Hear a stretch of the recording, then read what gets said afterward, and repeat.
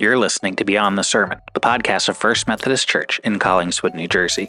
On our podcast, the goal is not just to share our sermons, but to go beyond the sermon and talk about what we're learning and what God is doing in us and in our community. The conversation you're about to join was inspired by our 2024 sermon series, This Is How We Know, the message of 1 John for us. This series is all about how we know that we are walking in fellowship with God and with one another. You can find more information about our church at fumccollingswood.org. So I want to start off this podcast by apologizing, Jeremy. For what? That was a whole long scripture passage to read. It was. It clocked in at about 5 minutes when I went back and looked at the video. What? Yeah. And my boys were like, Dad, you preached so long. Mm-hmm. No, it was 3 minutes longer than last week. 3 minutes. 3 minutes. It was like 25 and change. Yeah. It wasn't that long. It wasn't that long. But apparently they felt like it was after a baptism and a 5-minute scripture reading. Yeah, I even had Oscar and Jess's grandmother was like, I'm not used to the sermons being so long. I had that thought. Yeah, after 20 minutes, it's kind of hard for me to pay attention. It's like, well, don't worry. You come a week I'm preaching and it'll be shorter, I promise. You preached for 25 minutes the last time you preached. She doesn't know that. Come on. I said shorter. I didn't know 20 minutes. But there's so much in there, which maybe meant I should have broken it up into a little. But it seemed like such a flow of thought to me when he starts out talking about those who are born of God, sharing in God's righteousness, and ends that whole passage there in the early part of chapter 4, talking about that righteousness again. And it just seemed like kind of parentheses around all of it. And got the part about being children of God. And then kind of like, this is what it looks like in each of the themes that John's been talking about in this letter and is going to continue to talk about. Yeah. And so. Yeah, and this one had at least 2, maybe 3, this is how he knows. 4. 4. This is how he knows. Yeah, it came up a lot. And so it's just like, I don't know, I'm really glad that you hyper-focused into this phrase that's repeated throughout this letter, because it's not like this is how we feel, this is how we see it sometimes. This is what we think. Yeah, this is how we know. And so if you disagree with the knowing of Scripture, then you're in the wrong. Yeah. And so how do we adjust our lives accordingly to be faithful? Right. And I feel like 1 John gets so practical about it all. Even as he's kind of talking about these big themes, like when he's talking about, this is what it means to love one another. If you've got something that a brother or sister needs, you share it with them. Like, you don't get much more practical than that. Yeah, we'll end up talking more about love this coming week. One of the phrases is in this next section is John says that God is love. And that's always been such an interesting phrase to me, because we don't say that God is a lot of other things. We'll say God is holy, but like, he gets angry, he shows mercy, he gives grace. Yeah. But he is love. Like, there's something inherent to God's nature that is love. And that's one of the most annoying phrases to me. Yeah. Not because of the phrase itself or how it is explained and laid out in Scripture, but of how people utilize it and weaponize it to mean if God is love and I am loving how I prefer or receiving love how I prefer, this means it is God approved or this is of God. Right. Right, because we want to say that something is only loving if we receive it as love, right? The intent of the other person doesn't matter. It's how it's received. Yeah. And that's wrong. It's wrong. It's like when we have to discipline our kids. They don't like it, they don't necessarily receive it as love, at least not in the moment. Maybe by the time they hit 30 or 40, they can look back and say, all right, I see what mom and dad were doing. And thanks for putting the electrical outlet covers on. Right. I really wanted to stick the fork in there. Yeah. Yeah. Or crawl on the oven while it's on. On the stovetop. Just because something's not received as love doesn't mean it's not loving. And we see that all through Scripture. And people don't feel like it was loving when God sent his people into exile, or when he moved them into the promised land and conquered the people who were there and that kind of stuff. But God says several times, like, I discipline those I love, because there's a greater purpose that maybe they're not seeing in the moment, but God sees it. And God knows that certain things need to be not allowed so that we can really flourish as God intended. Theme and thought of us being the children of God comes up a lot in the long passage that you had me read this week. As you're talking, it makes me reflect on Hebrews 12, starting in verse 5. And have you forgotten the encouraging words God spoke to you as his children? He said, my child, don't make light of the Lord's discipline, and don't give up when he corrects you. For the Lord disciplines those he loves, and he punishes each one he accepts as his child. As you endure this divine discipline, remember that God is treating you as his own children. Whoever heard of a child who was never disciplined by its father? I mean, they didn't live in the 21st century, but before, it was not heard of. If God doesn't discipline you as he does all of his children, it means that you are illegitimate and are not really his children at all. Since we respected our earthly fathers, most of us, who disciplined us, shouldn't we submit even more to the discipline of the Father of our spirits and live forever?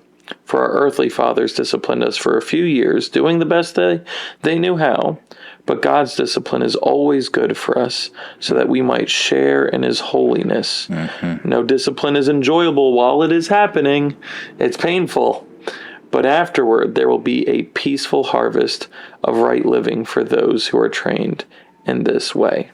What do you really add to that? Really nothing. Really nothing. It's beautiful. As I've talked to some of our younger parents in the congregation, that like they've connected and learned more about God's love and discipline through parenthood, and better understanding and better trust in his word and what he wants for us because of that. And so this is not saying everybody go have children if you don't have them currently, but correct. To trust in the one that can be trusted. And if you do get to that season in life, I'm sure he'll illuminate it in new ways for you. Yeah. Yeah, because we can't just think of love as this mushy-gushy feeling that doesn't mean anything, really. Yeah, in the Greek, I mean, we have 4 terms for love. Yeah. In the Greek to describe the different types of love. Yeah, and we translate them all into English with one word. Yeah, we have... let me see if I got this. You go. See if I know my Greek. We have eros, which is the, like... romantic, sexual love. Yeah, romantic, erotic, I think comes from eros. Yep. And then we have agape, which is... on the other end of the spectrum. It's God's unconditional love for us. Unconditional, that's the term I was looking for. Unconditional love. And then is it philo?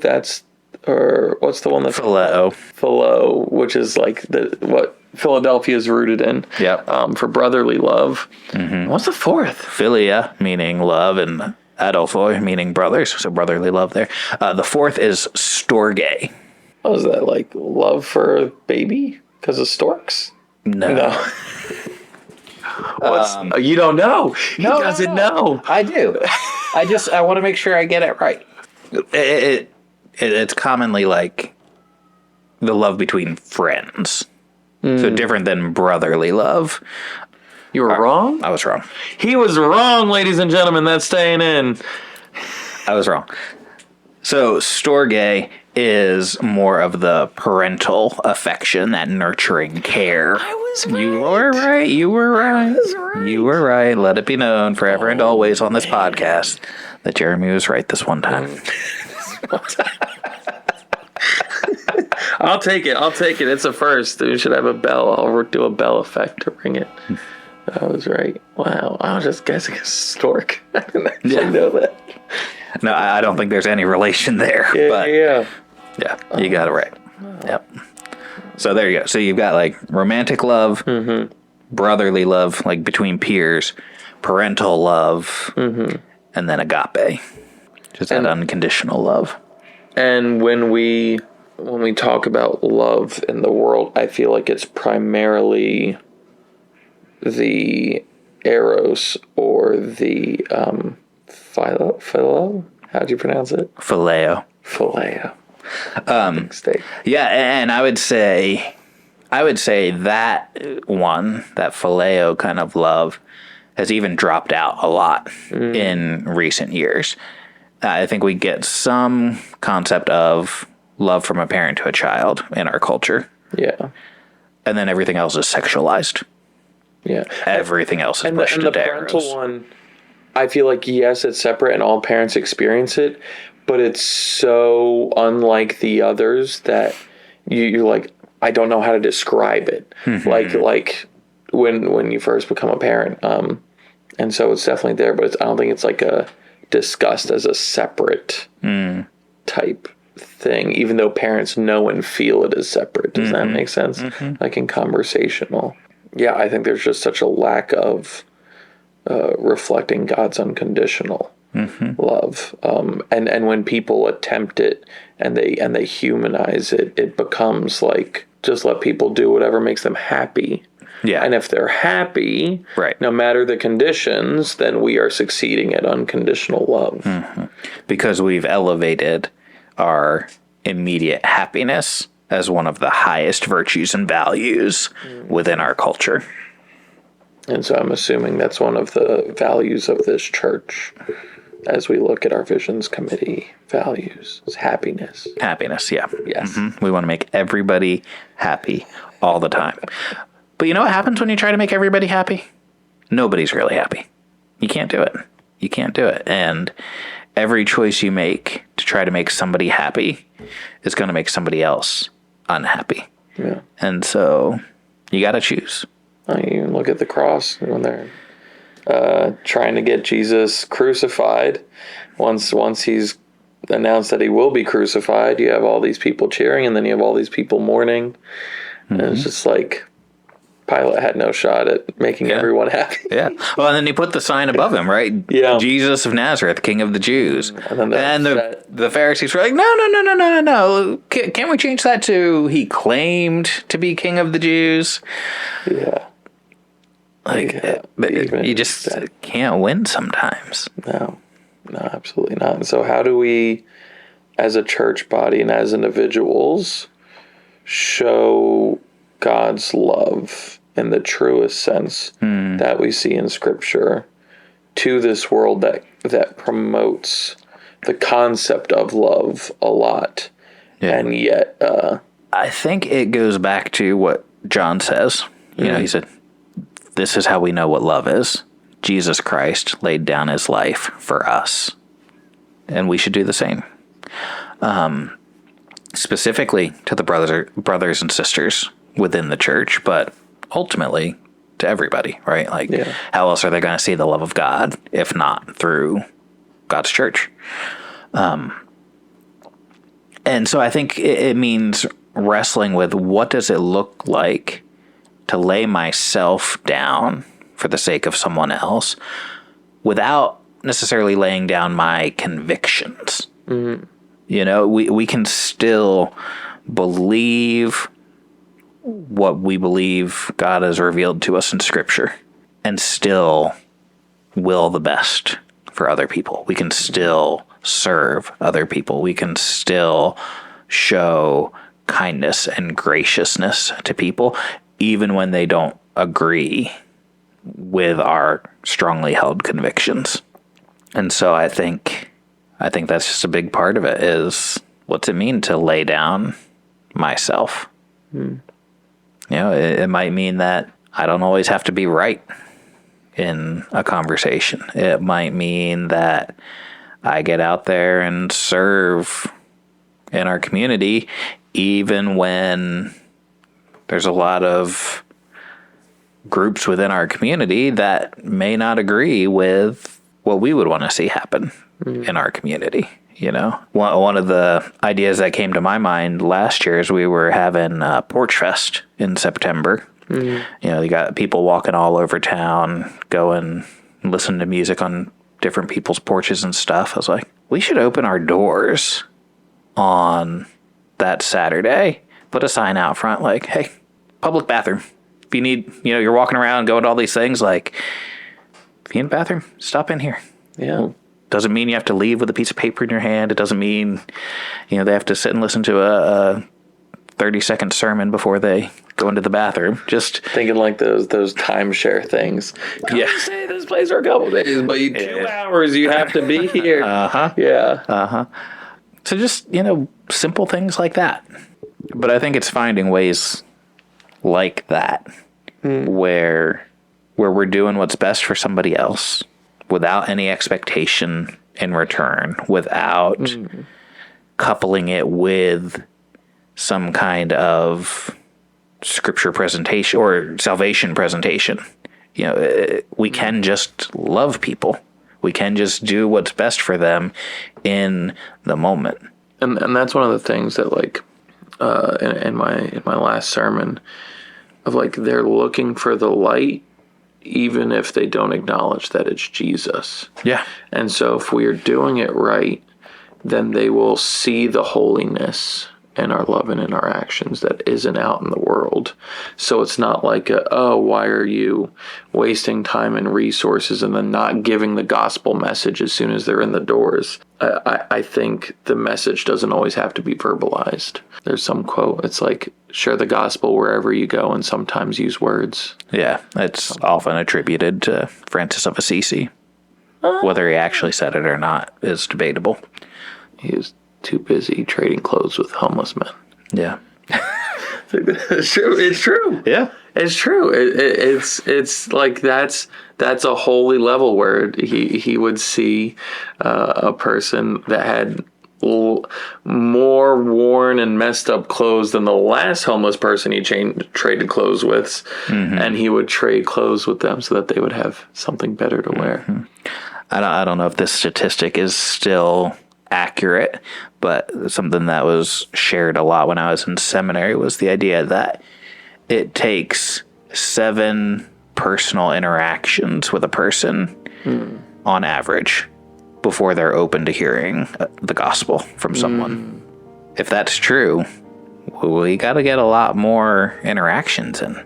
We got to be in touch with our community in a much deeper way if we have any hope of ever sharing the gospel with them. Well, that's our conversation for today, but that doesn't mean the conversation is over. We'd love to hear your thoughts on these topics as well. To ask a question about anything we've discussed in this episode or to join the conversation, you can head over to fumccollingswood.org/podcast. Thanks for being part of this conversation.